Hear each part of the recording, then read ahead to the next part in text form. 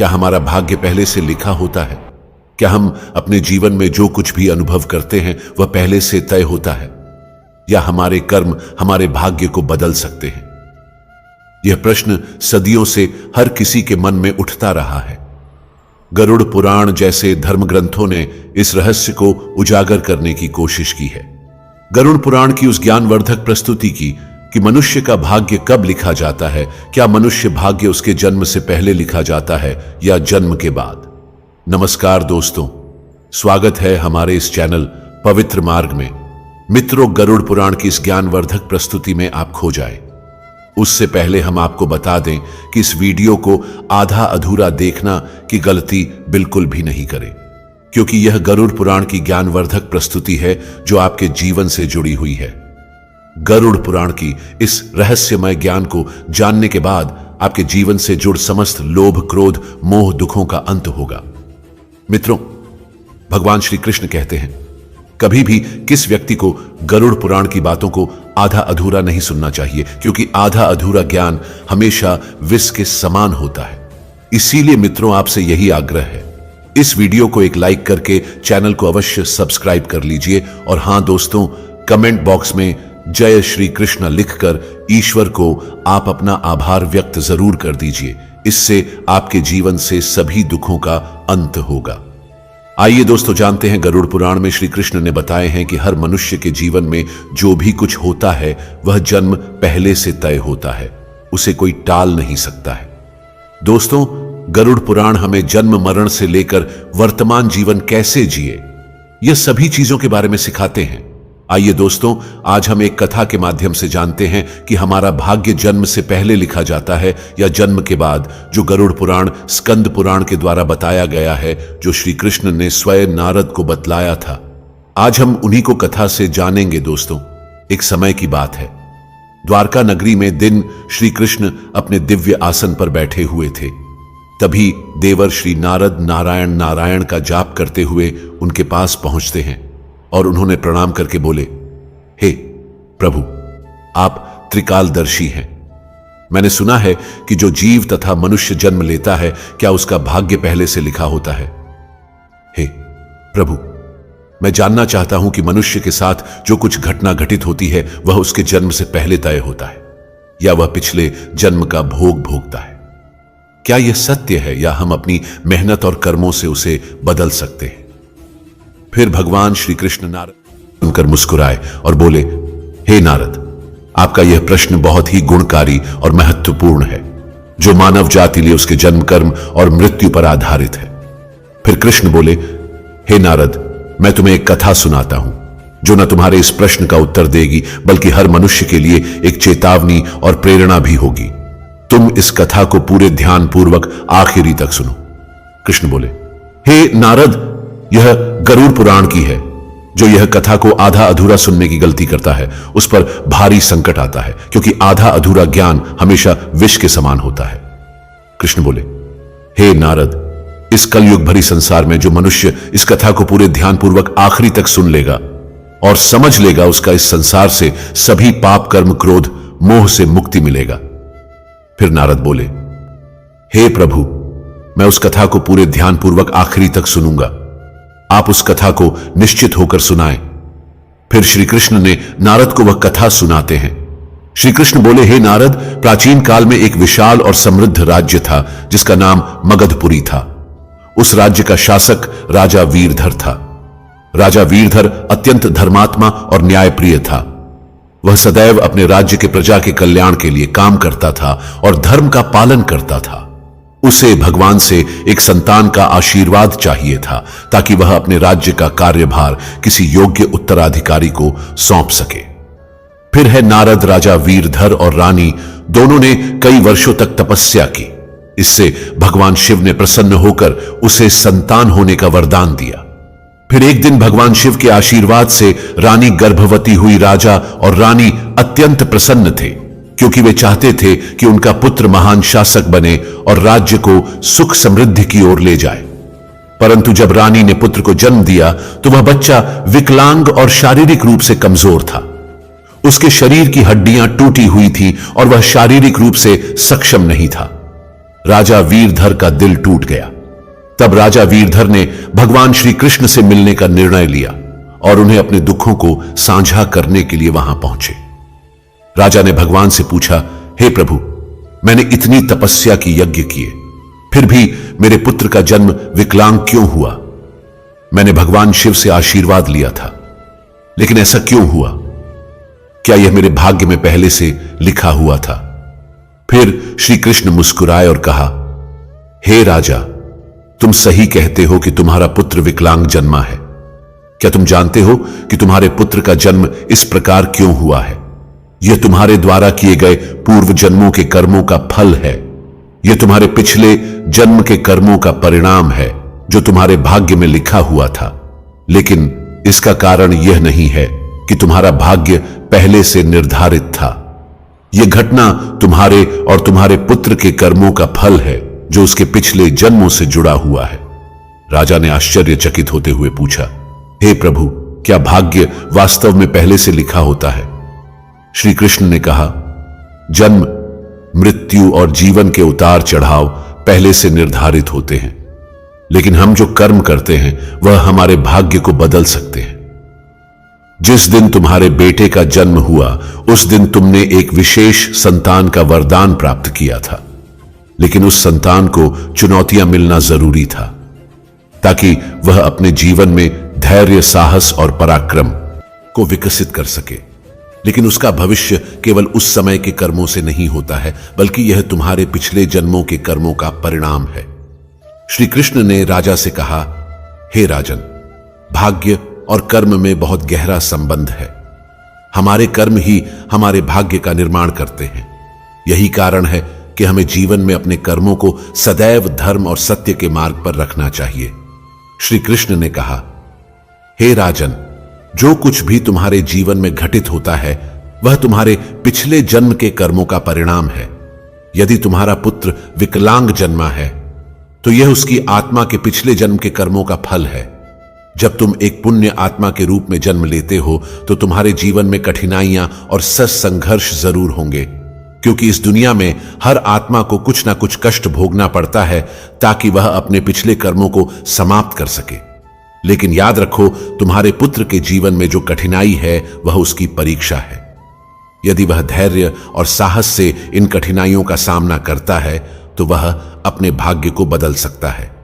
एक दिन वह वही कार्य करेगा जिसकी कल्पना तुमने अपने जीवन में की थी।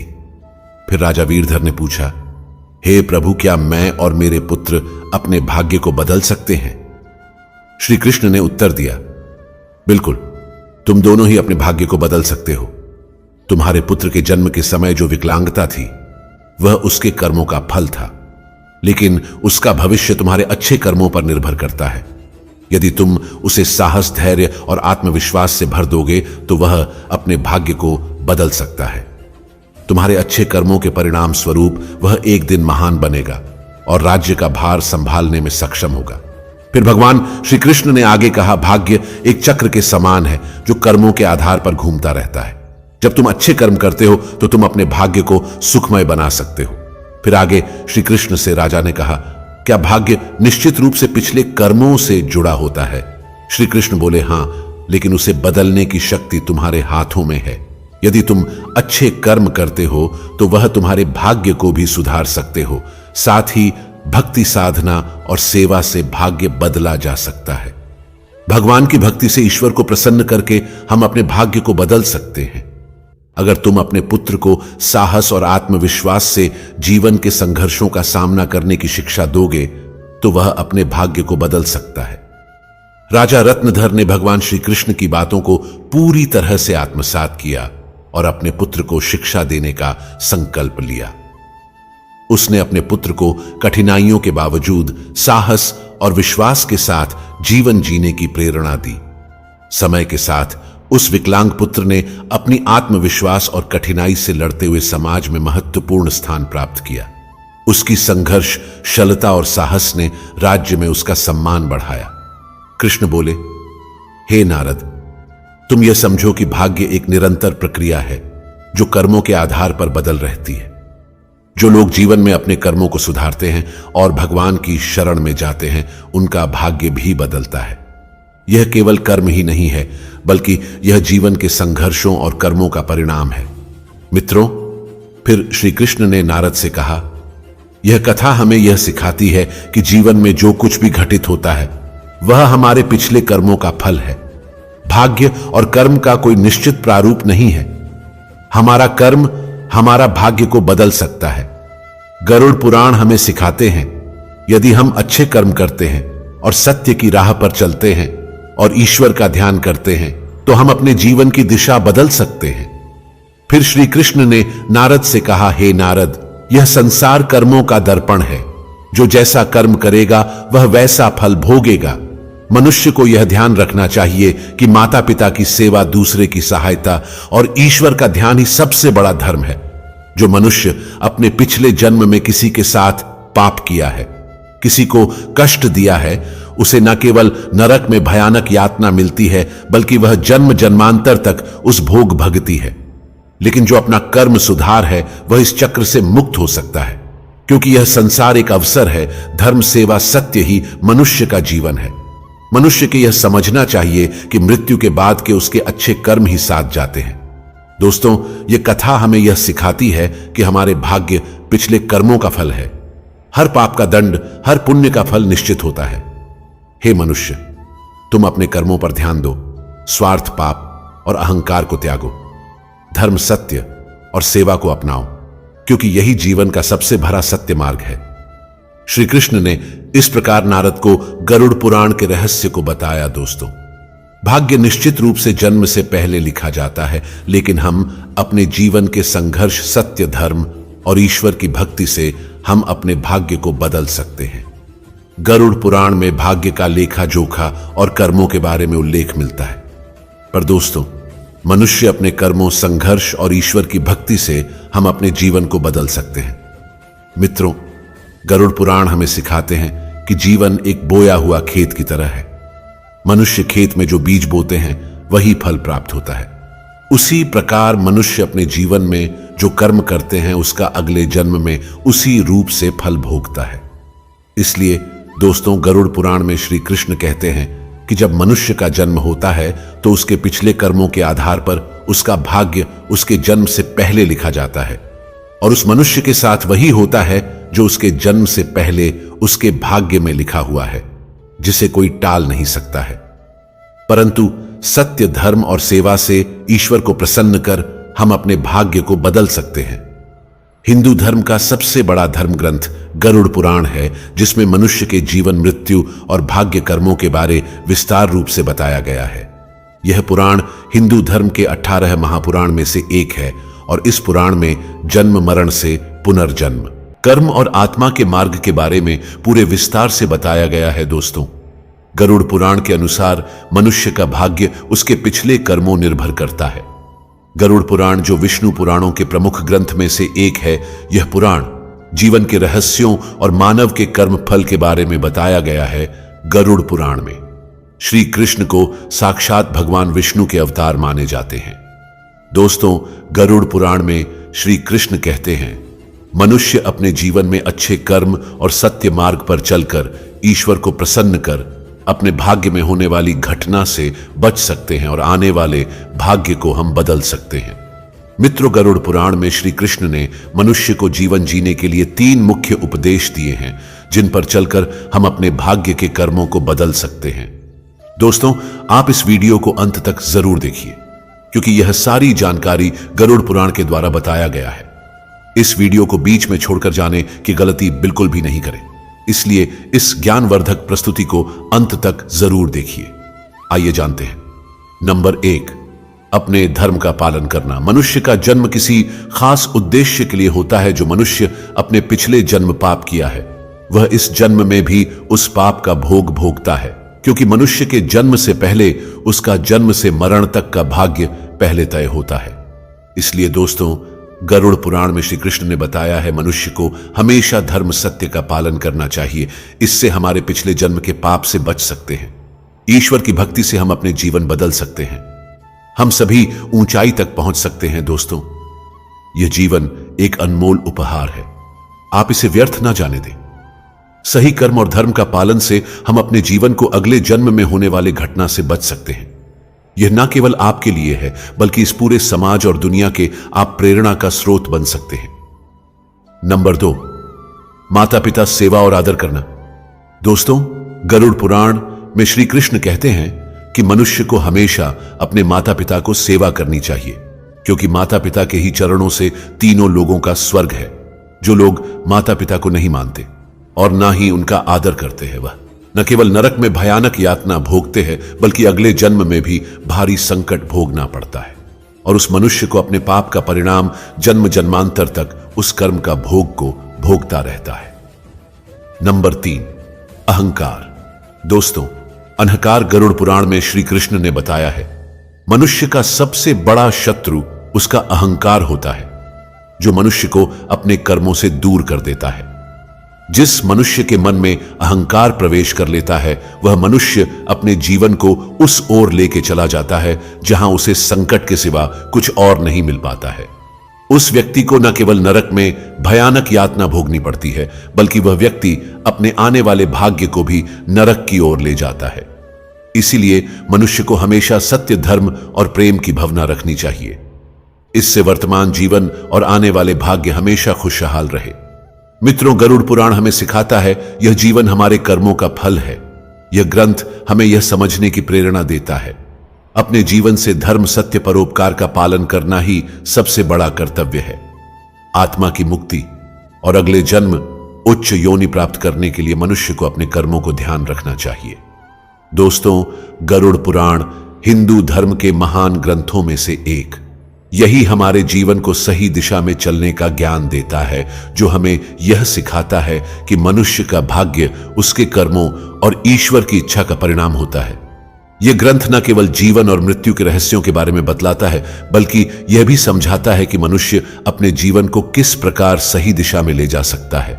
गरुड़ पुराण में मनुष्य के जन्म मरण से लेकर वर्तमान जीवन, कैसे जय, इन सभी चीजों के बारे में विस्तार से वर्णन किया गया है। मनुष्य के जीवन से लेकर मृत्यु तक की सार जानकारी इस धर्म ग्रंथ गरुड़ पुराण में बताया गया है। मनुष्य जीवन में जो कुछ घटित होता है, वह हमारे पिछले जन्म का फल है। दोस्तों, गरुड़ पुराण हमें यह सिखाता है कि भाग्य केवल कर्मों का फल है।